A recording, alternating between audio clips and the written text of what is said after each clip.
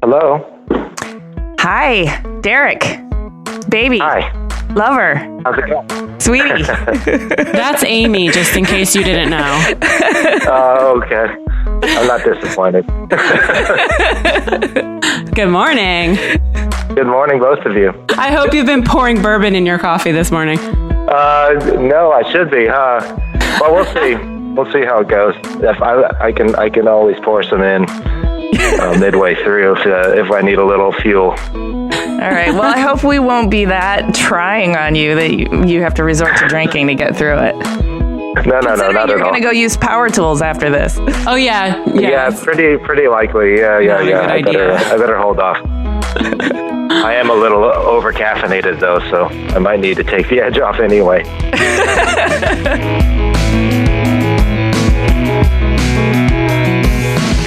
Hi, everyone. I'm Jamie. I'm Amy, and this is Clever. Today, we're talking to Derek Chen. He's the CEO and design director of Council, which is an American modern furniture brand based in San Francisco. He's also an interior designer, product designer, and maker and manufacturer of complex and beautiful things. He grew up in Urbana, Illinois, and studied electrical engineering before starting a career as a management consultant. After working his way up and around the world as a problem-solving management consultant, he became a CTO and creative director of a .com during the second .com boom in San Francisco. Having cultivated a love of design and a love of working with nice people, he founded Council, his first love and second career. Now Council is in its 11th year and has an illustrious roster of designers, both established and emerging. It's also been featured regularly in all the most credible design publications like Design Milk, and Council pieces are well represented in celebrity homes and high design headquarters of companies like Airbnb, Facebook, Google, and the list goes on and on. Oh, and full disclosure, because I have exquisite taste, he's also my lover. Longtime Clever listeners may have heard me talk about him in episode 3. So now that you have the exploded view, let's talk to Derek Chen.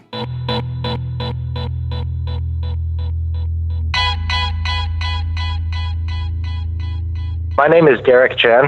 I work in San Francisco. I run a company called Council, which is a modern American furniture company. I think it'll be clear that there's really nothing else I could do, and that's why I do that. I have a hard time believing that's true. Well, for all the right reasons, right? It's the only thing that I think I could throw my heart into, and eventually you are only good at what your heart's in. Yes, passion is very important.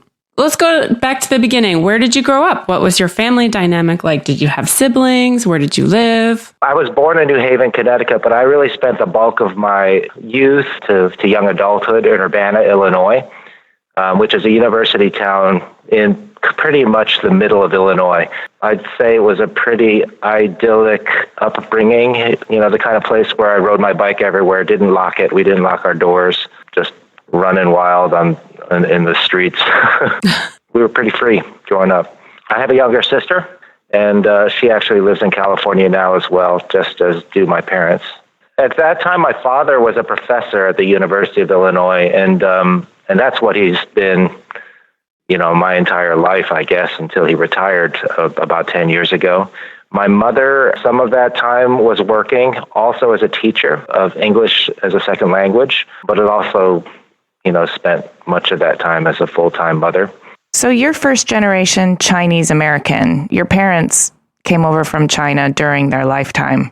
Can you talk to us about why your parents immigrated to the United States and then how your Chinese heritage kind of intermingled with your American idyllic upbringing experience? My parents actually met in the United States, but they both came over to the States in a roundabout way for the same reason, really, which was that the communists basically kicked him out of China. In my father's case, or rather my grandfather's case on my father's side, he was actually a general on the nationalist side, so lost the war, went to Taiwan for a little while, and then my dad came to the United States to study. And I think that's a pretty common narrative for people who've come over to the States.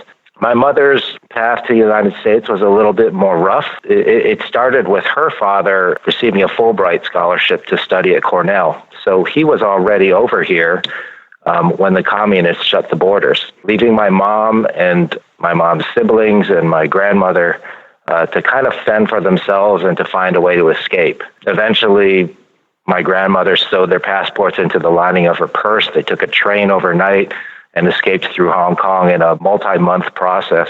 And then came to the States and actually landed in Hampton, Virginia.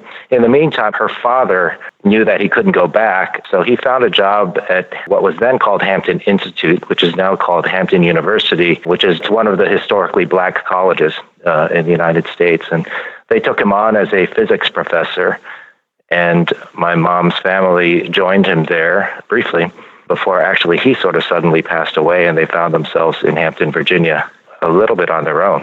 So wait, after a multi-month process of figuring out how to escape communist China with passports sewn into the lining of her purse, they landed in Hampton, and then your grandfather died almost shortly after they arrived? Yeah, just months after they arrived, actually. He died of, I think, a brain aneurysm or something like that. Suddenly there they were, a now single mother, and my mom and her 3 siblings were in Hampton, Virginia. I have to express appreciation for the Hampton University, actually did a wonderful job of welcoming them. They allowed them to stay in university housing. They found, maybe even manufactured a job for my grandmother, and really helped them get on their feet. So it's an interesting story, I think. I mean, it's a lot of immigrant experiences are about American symbolism, but also about refuge, and how this country can take people in. This is one case where not only the country took them in, but they were sort of taken in by a community. It's a black college. They were taken in by the African-American community. And I've come to find out afterwards that Hampton University is something they've always done, which is just sort of take people in. It's known as a historical black university, but it was also one of the early institutions to educate Native Americans who weren't able to go to other universities. And so there's a great Native American population that's gone through school there. So it was really already in their culture to take them in. And my mom has these wonderful stories of kind of growing up and going to Southern Baptist churches and listening to the choirs and this really colorful upbringing in Hampton, Virginia. That's sort of the background script that informed your parents' perspective? Yeah, I think so. I mean, America is a lot of things, and it's refuge, but it's also a symbol. And the idea of everybody belonging, not only do you belong here, but the idea of America belongs to you. You're American now, no matter what you look like, no matter where you come from, you're America now. So what can you do to make this country your own? How can you contribute to it? And I would say that's always been something that has run through my family. I think, choosing careers in education is one of the ways that manifests. That's a way to give back. But of course, we're also Chinese American and Chinese looking. So there's always been this thread of being a little bit different also. So, to whatever extent we feel American, we also know that we look different. I actually have an early memory of seeing a photograph of my parents, and it's hilarious actually, kind of, because it's a photo of them and they're wearing Ray-Ban Wayfarers, and my mom's wearing this skirt, and they're leaning on like a Chevy Bel Air in like 1961 or something like that. And it looks like, I don't know, they look like Richie Cunningham or Sandra Dee or something like that. Except they're Chinese. So I don't know, to me, it was a little bit like, whoa, we're kind of the same, but we're kind of different. And growing up in Urbana, Illinois, I felt 100% American, but kind of different. I would say that's been kind of a gift to me. It feels, I never for a moment feel like I don't belong here, but I do feel like I've got a foot somewhere else, or at least a toe somewhere else, and that gives me a perspective and an objectivity, the way I look at things, and the way I look at being American and the idea of being American. Jamie and I have talked with other guests who have an immigration story or who have come from somewhere else, and, Daniel Libeskind in particular, where, he was so profoundly affected by his transition from post-war Poland to the United States that he felt like it was the promised land and he never took it for granted. And Jamie and I, both generic white girls, kind of grew up in suburban neighborhoods. And yeah, we appreciate America, but we also take it for granted until you kind of get older and have the wisdom to really respect and appreciate what's going on here. And it sounds like you kind of had that respect and appreciation all through growing up in your formative years. I think it's a respect and appreciation and a love for this country, but also I think it's a perspective. It's really hard to see something when you're really, really within it, right? You kind of have to step outside it, or you have to see it from the edges, and things are kind of defined by their boundaries and the outsides of them. So you have to have been somewhere else to understand what we have here. You can't see yourself in the mirror if your nose is an inch from the glass. You really have to step back a little bit. So your mom was in the South, and then you said that you were born in Connecticut, right? So how did that happen? Did they meet in Connecticut, or did they meet down South? They met in Boston, actually. People always talk about, Army babies traveling all over the country, from Army base to Army base. I was an education baby, a professor baby. There aren't that many jobs in education. So I was born at Yale. My parents had met in Boston when my dad was at MIT. My mom went to Cornell. So I guess all of that is what sort of brought them to eventually Urbana, Illinois, where my dad was a professor. So where did you get your creative spark from? Because your dad is a professor. Does your mom also work, or was she stay at home, or I don't know, did she have a hobby of painting or drawing? She stayed at home, but I'll tell this as an aside, but we may as well start talking about modern design.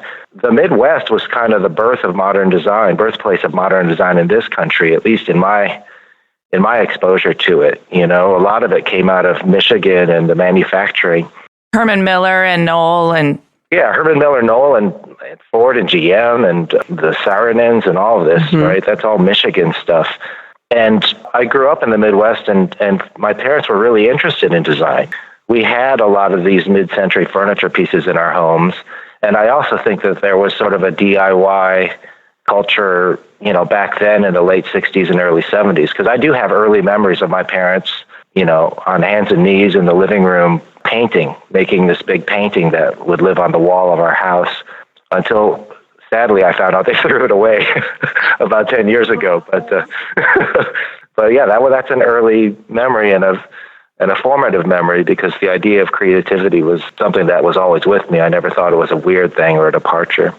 But all kinds of things. I remember tumbling rocks, rock tumbler, and cutting bottles and turning them into glasses, and all of that stuff was stuff my parents did. So it seemed really natural for me to do what everybody did, tinker toys and Legos, and then eventually hammers and nails and things like that. I actually still have a hammer. It's in my shop, and up until a couple years ago, my phone number, like the phone number it's a Derek Chen, 367-8789. Like, my mom put it on my hammer as if I was going to take it to school and lose it or something like that. But I still use this hammer, and it's still in my shop. Oh, that's so cute. I don't know. Yeah. What was the teenage Derek Chen like? Were you rebellious, or were you, obedient? Tell me all about it. I guess I was neither. I mean, the other aspect of the immigrant experience is I think, many immigrants really, really appreciate the idea of education.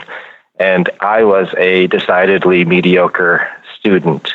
So I went to this high school that I had a class of 35. It was a nice small high school, and the fun thing about it was that it scraped off, a nerdy population of academically focused kids, stuck them in a high school, and then all the other sort of subgroups of any high school kind of formed again. So, there were the nerds, of course, the nerds among nerds, but there were also the jocks and the stoners and all of this stuff. So I ended up sort of a jock among nerds in this little school. But it was nice, actually, because it was an opportunity to remake myself. Any kind of rebelliousness that I might have felt, I think, I had my little crowd to run around with, and we did our sports and stuff. And I don't think I was particularly rebellious. I just maybe was a little bit of a disappointment academically. So during these nerdy/jock teenage years, did any of that creativity manifest itself in any particular way? I was building things all the time. Like, I was making furniture as a teenager. Like a lot of young boys, we made ramps to jump off of. We made strange toys that would, little cars that would crash and we'd end up scraping all our skin off on the street. I mean, things like that I think was all really pretty normal. I think most kids I knew had a garage with tools in it, and we used those tools. We didn't have any really dangerous tools like power tools, so, hitting your thumb with a hammer was the kind of injury we would get. But I know you've told me stories about some sort of contraptions you would make. Like, didn't you figure out how to, like, string up your light switch so that you could pull the lights on and off from bed and stuff like that? Yeah. Well, my parents tell the story. There's an earlier story. I think I was like 6 years old, and I had a super, super messy room. And my parents tell this story with a little bit of pride, but they remember telling me to clean the room and then coming in and finding it spotless like 10 minutes later, and then realizing that I had basically found a 2x4 and I just used it to bulldoze everything under the bed. That's awesome. Yeah, things like that. Yeah, the system to turn my lights on and off from my bed was basically like string and bent coat hangers and tape, lots of tape. That was a commodity of my youth. I remember, like, Mom, can I have more tape? I use tape for everything. I would just tape things together. And there was just so much tape just stuck to the wall to make this contraption work. But yeah, I could turn off the light from my bed, so I didn't have to worry about any boogeymen or anything. After high school, you ended up going to college. And what did you study there? Where did you go? And did you really start getting into design at that point? I would say this is actually where I sort of started departing from design. And, like, every kid knows how to play. And, my way of playing was to make things and rig up, these tape creations. And I guess it seemed like at this point, I'm starting to prepare myself to be an adult. It's time to think about some less fun things to do. And I went in and studied engineering because that seemed like the thing to do. Engineering seemed like a way to take a bit of creativity and turn it into a real job. Mm-hmm. But if there's one thing that I think I've learned is you don't really have to stop playing. I wish I'd spent a little bit more time thinking about what I would really enjoy and had studied that in school. So anyway, I departed a bit. I went and I studied electrical engineering. And as I went through the four and a half years of college, things got less and less, the things that excited me about engineering and more abstract. I was trying to imagine electrons jumping over barriers, and I ended up doing a lot of quantum physics, and suddenly I found myself with a degree I didn't want. So there I was, I guess, graduating with a degree in electrical engineering. My parents sort of hoping and expecting me to go on to a PhD program so I could be a professor like everybody else in the family. But in my case, the way out was to go into management consulting. Back then, this was 1989 when I graduated, a lot of the large accounting firms had started consulting organizations and recognized that there seemed to be this pool of disgruntled engineers who were really good at solving problems but wanted to do something else. And they really tapped into that. And I was among those that went into that field, I guess in the late 80s, early 90s. And what did that look like? You're just out of college and you're working in as a management consultant. I know from talking to you that meant suits and traveling the world and solving problems for big corporations. What does a management consultant do? I have no idea. Well, you do all kinds of things. I mean, back then they put me on basically computer stuff. The word management in there really probably doesn't belong there, at least not in those early years. But it's actually sort of what Amy would describe, all the superficial stuff, like you're traveling the world and wearing a suit and feeling important, even though we probably weren't very important. It was still a great experience. I don't know. I still look back on those years and feel like I felt at that time like I was pretending to be an adult, playing dress up. But just the same, I got to go to all these great places and work on these teams, work really hard with other 22-year-olds who were wearing suits. And yeah, it was really fun. It started to be fun again, Yeah, and you had disposable income, so you could enjoy the food and the places and the culture where you were, because you'd go and live there for a bit, right? Yeah, we go there and live there for a bit, and not only was I getting paid, which I don't know, $30,000, which seemed like infinity to me. But we were also getting a per diem. So, we lived really well and were exposed to, in my case, Buenos Aires, Madrid, New York, Toronto. I was all over and it was really fun. Yeah, that sounds like a really great experience, being able to get exposed to all kinds of different cultures and actually spend time in those places and enjoy it rather than just like traveling there and then coming right back on a plane. So that's really cool. I would say to this day, that's that's become my model for how to travel. I think, I don't really want to do the superficial postcard tour. I already know what the Colosseum looks like. I want to know what these people sound like, what it smells like, what are they eating, what do they do with their friends, and really, travel is not visual for me. It's cultural and it's fully immersive. I do think that kind of plays into a little bit how I work, because it's been really interesting to me to study what it means to be an American designer and to design from an American perspective, because you travel around and things feel different. The coffee's different. Everything's different. And we know what Italian design is. We know what French design looks like. We know what Scandinavian design looks like. But what's American design? What are the cultural things that feed that make American design the design that fits this experience of ours? Yeah, that's really interesting. You can't really put your finger on exactly what American design is. Well, you could in the mid-century era, but I feel like we've lost it a bit. Well, our society is very culturally diverse, so I just feel like it's, become kind of like a melting pot of design, just like it is of people. I would say a little bit, but actually that melting pot is really what American design is, as far as I'm concerned. If you look back to the mid-century, what did this melting pot have in common? Well, we were coming out of wartime. We had all this great productivity and ingenuity and engineering, right? We had this manufacturing powerhouse that was just looking for direction. Mm-hmm. And then we had this thread of sort of inclusive optimism, right? We're in a position to do something great. Let's do something beautiful. Let's do something great.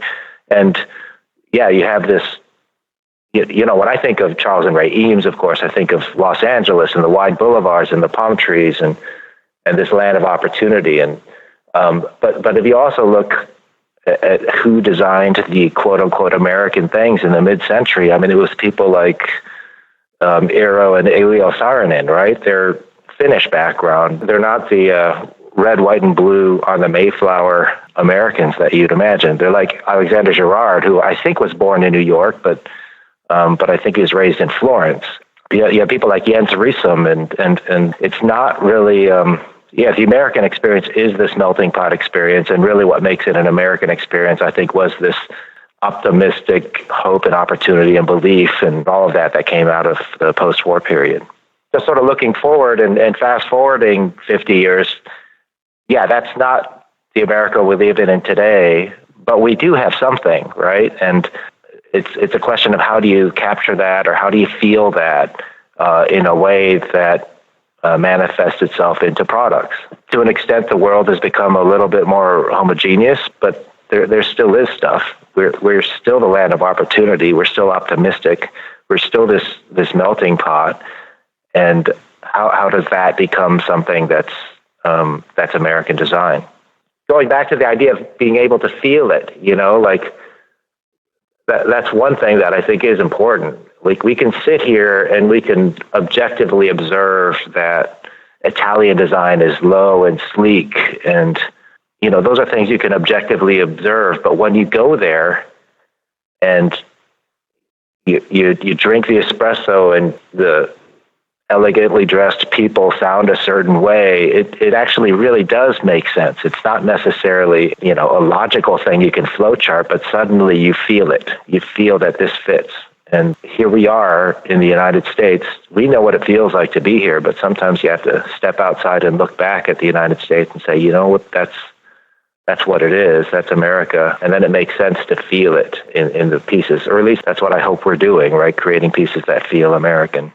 When you were traveling the world as a management consultant, were you also kind of refining your eye and studying design? I mean, were you seeing how the world operates from all these different perspectives and how their design objects reflect their values and their culture? I think you could say that, but I think I was probably just observing it as culture. And maybe that's the same thing. But sort of observing how design is part of culture and observing these different cultures was definitely something I was doing. You know, an engineering principle is the law of conservation. You know, everything that comes out has to kind of come into a system. And I've always thought about design very much in terms of its inputs. I think a lot of people talk about creativity as if things are just sort of created. But in my mind, things aren't really created. I think things come into a system, they change shape a little bit, and they come out a little bit. So having a cultural experience and, seeing things and liking them, seeing things and not liking them, and the news and all of these things are inputs. And I think a natural output, is often a design object. So I don't know, that's probably hard to describe, but I do think it's important to think about inputs. So when I was traveling, I don't know if I was really studying design, but I think I was just sort of intaking culture and breathing it in and smelling it and hearing it and eating it. Those different cultures that I was taking in kind of became a bit of a perspective for me on what it really meant to have a national design identity. Mm-hmm. Yeah, that's a hard thing for me hard to describe. I don't know. That's always the challenge too. Like when people ask me about American design, I also have like a tough time kind of explaining it too. So I think what I would say is the American experience is different. The Scandinavian experience is different. And of course, it sort of manifests itself in objects. As a culture, the United States is relatively young, but we have, as a culture, had some formative experiences, and we have some symbolic parts of our identity as well. We talked earlier about how coming out of World War II was sort of a formative experience for our culture, and that was something that really fostered an era of creativity, and that creativity became part of the American identity. The same thing happens every day, maybe not on as dramatic a level, but we're different, and we have an experience, and we have culture, and it's different than what's experienced in Italy and Scandinavia and these other places. Well, let's talk a little bit about your experience building an American design brand. You started a company called Urbana, and then that led you to found Council. Do you want to talk about that whole journey? Yeah, so I worked in technology till about 2001, 2002, and coming out of that experience, I knew I wanted to basically be a furniture designer. What was fun for me was to go to the Milan Furniture Fair and to ICFF, which is the New York furniture show, and had enough exposure to know that I wanted to be a furniture designer. So I started this company called Urbana Design. Urbana, Illinois happens to be the town that I grew up in, but I actually chose the name just because I liked the way it sounded. It has the word urban in it, but it also has sort of this Midwest twang. So to me, that seemed kind of an American experience that I had, exposure to sort of urban environments, but understanding that there's this Midwestern flavor to it. Urbana Design was originally going to be a furniture brand, but eventually it became stuff that I was making, home decor accessories mostly. Were you just making stuff in your garage or something? Yeah, exactly. I was making stuff in my garage. Eventually I rented a shop and was making things across town, but it started in my garage. One thing that's always interested me is like how to make things. So there was a lot of material exploration. So I found myself trying to invent ways to make things. So, one of the things I made was a wooden vase because it seemed like something that didn't make sense to make something made out of wood that would hold water. And I was also doing some bent plywood, resin-covered serving trays. It was cool to be able to invent ways of making things, but of course that meant that these things were inherently not outsourceable. So I found myself becoming more of a manufacturer than a designer, and kind of found myself cornered a little bit by Urbana Design. I mentioned I'd already been going to Milan and New York and really admired some of these international brands and admired a lot of the designers of the time who were able to design for all these companies. That's really what I wanted to do. I wanted to be a designer, get paid by royalty, and have pieces at all these great brands like Capivini and Rosso. But you're just too damn good at figuring out how to build stuff. Well, yeah, there I was. I'm in my garage, right? Pouring resin. So around this time, I was friends with a lot of people in the San Francisco design community, and many of them were kind of in the same boat. We all wanted to be designers. We all wanted to be designers on an international scale, but we had a hard time breaking into it. You go over to Milan, you get one shot every year to meet people over there. And even if you do meet them, they're not going to work with you until they've met you 2 or 3 times. So there you go. 3 years later, maybe they'll send you a design brief. So that seemed really daunting. So, with these other San Francisco friends, we said, hey, let's just make a company. we can design some stuff. Let's produce it ourselves. We'll show it in New York at ICFF. Then we'll have pieces in production, and then we'll have a much better sort of jumping off point to our design careers as royalty-based designers. So that was really the birth of Council. The idea was that we could create this company. Didn't really matter at that point how real the company was. We just wanted to get things in production, and then we'd all be off on our merry way with our individual design careers. Nice. Very DIY. But now Council is very real. I mean, I would call you a design brand, a manufacturer. It's a lot of things. Can you give our listeners the overview of what Council is, the model of the business and the mission? The mission of Council is to advance American design. So, it's one of those things that's very simple and very difficult to articulate, but it's always good to be able to step back and say that that's really what we intend to do here is advance American design. Really, I would say Council is a brand, and underneath this brand, we produce beautiful things, working with primarily outside designers who get paid by royalty, and working with largely outside manufacturers as well. That's some of the nuts and bolts of it.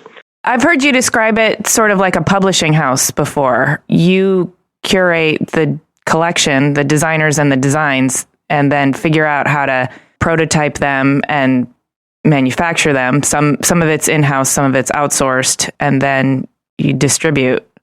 Is that accurate? That's exactly how we work with our creatives. It's actually not that unusual. I think a lot of companies work that way. Like if you look at Apple, sure, their designers are all in-house primarily. But other companies like, we were talking about Charles and Ray Eames, and these are designers who worked on royalty for your, Herman Millers and your Knowles and those companies. So we're really not that different than that. The designers we work with are similar to authors in a publishing house. Some publishing houses specialize in fiction, some in drama, some in pretty coffee table books, and we are the publishing house that believes its mission is to advance American design. So if Council's mission is to advance American design, why is it important for American design to have a distinct identity? What does that mean? I mean, do you see American design as a reflection of American values? Why is it important for you to have an identity? Why are you wearing what you're wearing today? I don't know if it's a mission that can be codified into, cost benefit, importance, what's important, what's not. It's just, it's identity. I'm American. Where's my design? It's that, right? I look at the objects in my life that I grew up around, and they're part of me. And why shouldn't we want to push that forward? There are vibrant design cultures all over the world, like Dutch design has its sort of whimsy, and we've spoken about Italian design and its elegance, and what's ours? What's our identity? I met a design historian once who had this phrase. He'd say, objects don't lie. And I think there's a lot of truth to that, actually. I think the objects that we put out as part of our GDP are absolutely fossils of our existence. And I think that when, you're talking about an identity, and it's important to embrace all that we stand for here in this American experience. And I don't just mean like ethics and values. I mean, but you were talking about feel earlier, but to really capture the feel of America and represent it in our objects and have those be the future relics that tell the story of what existence was like. Yeah. Well, we did a little bit of that cultural anthropology earlier in this talk, right? When we talked about coming out of the Second World War with this, amazing productivity and this optimism. And it created objects, and you can see it in these objects, right? Molded plywood used for a chair, and you feel it, right? And that is an archaeological object that describes the time, and it dovetails with the history, and it dovetails with the American experience. In creating this American design brand, you must have some sort of process to add a designer, or how do you choose the designers to work with for a collection? The design community is actually pretty small, and I'm not even talking about the American design community. I'm talking about the international design community. So most of the designers I work with, I will have already known them for some time before I choose to work together. And as we know each other, they know the brand and I know them. Well, is that something that's really important to you, to have a relationship with the designer before you invite them to be part of it? Yeah, it is important to me. I mean, not just personally, but I think it results in a better product.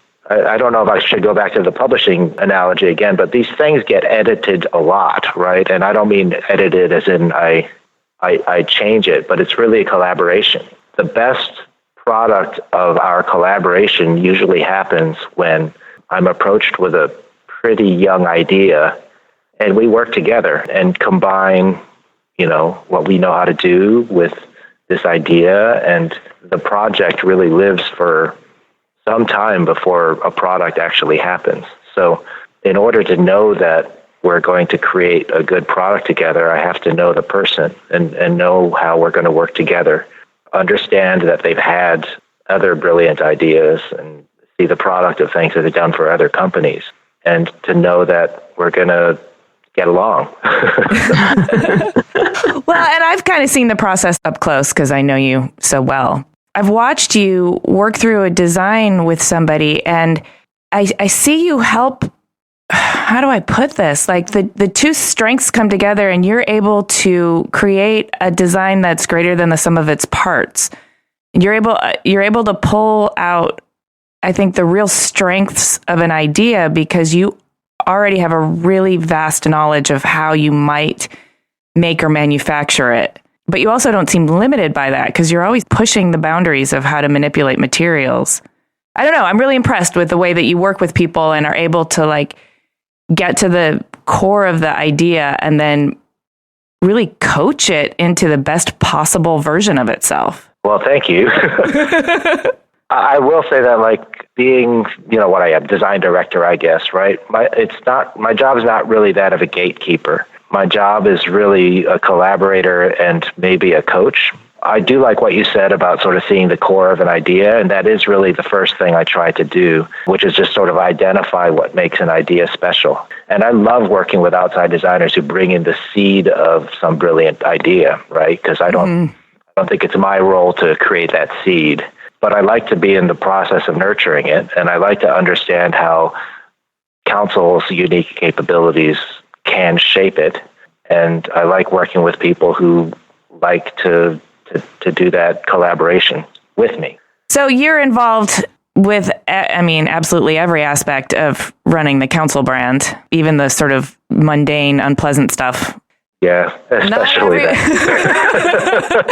Well, there's just a lot of admin and, everything that takes to keep a business up and running. And we just talked about some of your strengths, but it's hard. Not everybody is good at everything.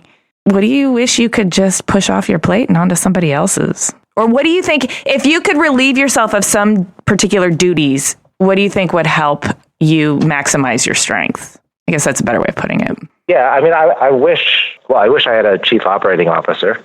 I think somebody who could sort of run the day-to-day of this business. That would be amazing, right? Because I can kind of do it. I don't enjoy it, and I know I'm not really good at it. I think I'm good at pushing the creative process forward. I'm good at engineering products even, and I think that's fun for me too.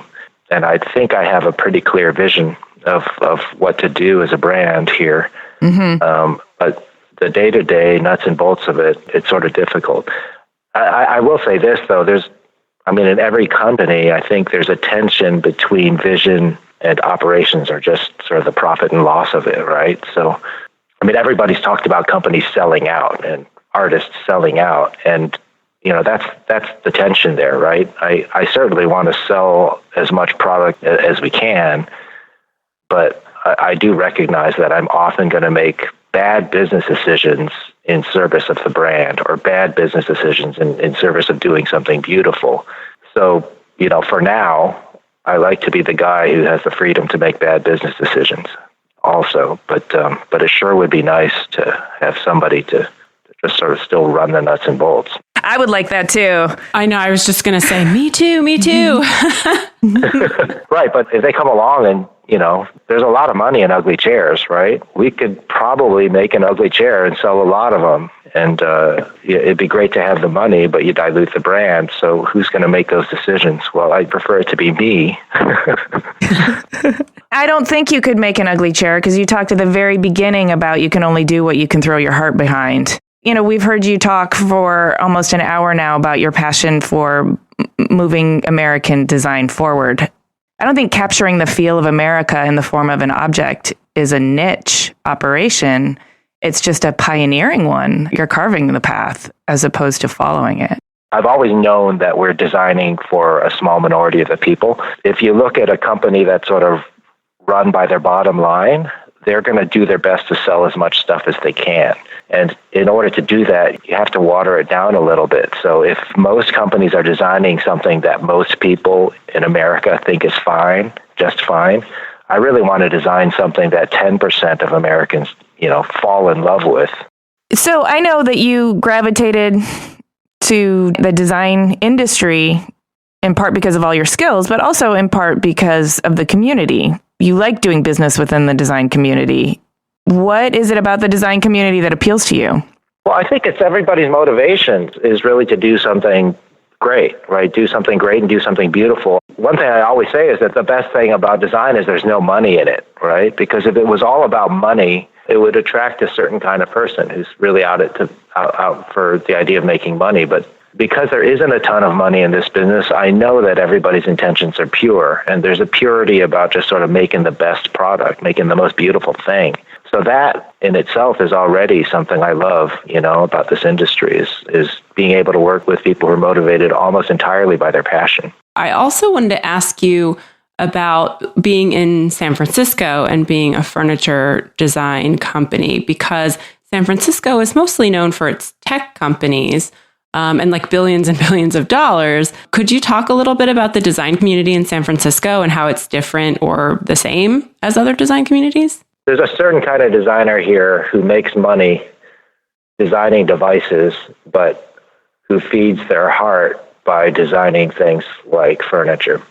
And it's a lucky place for me to be. I get to work with a lot of these people who have designed an iconic phone and get a check every quarter that pays for their house, but really wants to design some furniture here and there as well. So there are two aspects to that community. I mean, one is there's no desperation, I guess, but the other is there's an abundance mentality. There's so much good work here for them that they cooperate as well. There's a real openness to working with others, and there's a purity to their intention. Yeah, so it's a nice place to be. I always have somebody to bounce something off of. They always bounce their ideas off of each other. I work with many designers in the Bay Area, but I also work with many designers outside the Bay Area, and I would say that just in terms of the kinds of people they are, they're generally the same as well. I know the Bay Area is unique, but I also think that kind of designer is the designer that I gravitate towards working with. I know that you work a lot. I know you personally, so I know that you like to surf and a few things like that. But I also know that when you're not working, you're still working through your hands. You do projects all day, every day. So even when you're not prototyping something for council or a client, you're working on home improvement projects, custom surfboards, novel contraptions. And I want to know what type of brain is in your skull that needs to keep expressing its thought process through your hands. For me, playing is to make stuff. I love projects and I love making things and I love learning how to make things and adding to my toolkit. So is it about joy and play? Yeah, it's joy, play, and to me, I get a lot of joy out of creation and invention. Yeah. So That's what I always wanted to be, as an inventor. Actually, if you asked me as a kid what I wanted to be, it was an inventor. Like Chitty Chitty Bang Bang was a movie that I watched as a kid. And this guy made a flying car, and that was what I always wanted to be when I grew up. And I think that's still what I do for fun, right? Like, what can I create that hasn't been created before? Well, I think you certainly have the characteristics of that. I mean, you love design, you love making things, but you also have like this very analytical engineering, part of you, and they all seem to come together. To me, a product is, and an inherent part of the product is also the process of how it's made, I guess. So I don't just pluck a beautiful object out of space and then want to just sort of see it realized. I love to think about how it's made, and often how it's made has something to do with how it looks at the end. So I love to think about that process. So, that's the kind of thing I do for fun, is to sort of work my brain through that and go through that process and understand how things are made. I'd like to invent the ways things are made too, but to me that's interesting. How can you do this? How do you get from point A to point B? Right. You're a problem solver. We have a joke amongst the two of us where I joke that his catchphrase is, "I fixed it." You should get him a gift with that on a t-shirt and make him wear it. Well, we also call him, my family has a name for him. We call him Sir Fix-A-Lot. That's awesome. Yeah. The rest of the story is usually I fixed it because I broke it. Well, you can't leave well enough alone, that's for sure. I think you do like to break it so you can tinker with it. Yeah, I mean, I have boxes of things that I've taken apart. As a kid, I used to just take things apart. How does it work? I would take it apart and then not necessarily be able to put it together again. It's the best way to see how things are built, is to take them apart. I love that. That's why I think all designers should have a sense of making things. Well, yeah, to me, that's what design is. That's the difference between design and art, right? Design is a practicality. It's got to be made. If it's got to be made, that's part of the design. So what's going on with Council? What do you have coming up? Is there a new project you want our listeners to know about? We introduced 3 products at the last ICFF. One was a stool called the Drift Stool, done with a San Francisco design firm called Branch. I'm really excited about that piece. We're just starting to make it in production. I think it's a beautiful piece. We also introduced a sofa collection with a designer named Brad Ascalon, who's based in New York. I don't know. Not really sure exactly how to pitch these things, but that's another beautiful piece. I mean, every year we do a couple of new things, and they become my new favorite pieces, and that's another one. We're working on 2 new pieces, and I'm pretty excited about both of them. I'll be designing a new piece. I don't know if I can describe it other to say that it goes back to what I like about taking things and dismantling them and putting them back together in a different way. Ooh, that's intriguing. When that is an official product, that will be basically an expanded view of Derek Chen and his essence. the furniture embodiment of Derek Chen. That's exactly right. Well, where can our listeners find you on the web and on social media? Well, our website is councildesign.com, COUNCIL, as opposed to people who design things for lawyers. That's also our Instagram and Twitter and Facebook. Council Design. Well, all right. Thanks, Derek. Sure. No, it's been a pleasure. Thanks, you guys. Appreciate it.